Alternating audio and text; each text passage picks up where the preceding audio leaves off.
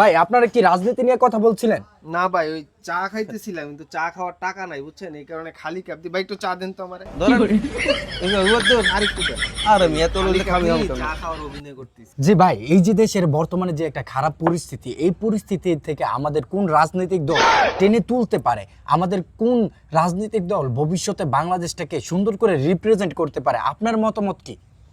আসলে প্রথমে আমাদের বুঝতে হবে বর্তমান ইন্টারিম সরকার 15 মাসে কি কি করছে। ইন্টারিম সরকারের মতো অযোগ্য, অথর্ব আর নিকৃষ্ট সরকার বাংলাদেশের 54 বছর ইতিহাসে নেই। দেখেন, আপনার এই সরকার ক্ষমতায় আসার পর দারিদ্রতা বাড়ছে, সামাজিক নিরাপত্তা বাড়ছে, আইন শৃঙ্খলার পরিস্থিতি সবচেয়ে করুণ। 54 বছরের ইতিহাসে সবচেয়ে খারাপ অবস্থা আইন শৃঙ্খলা। আমার জীবনের নিরাপত্তা নাই, আমার সন্তানের জীবনের নিরাপত্তা নাই। তো এই সরকার দিয়ে আমরা কি করিব?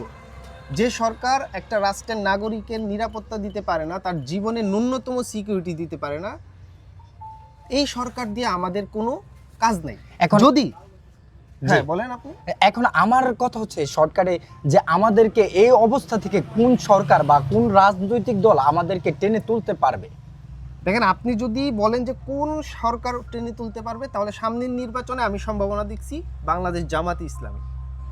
কারণ জামাত একমাত্র দল যাদের নৈতিক একটা ভিত্তি আছে, সেটা হচ্ছে ইসলাম।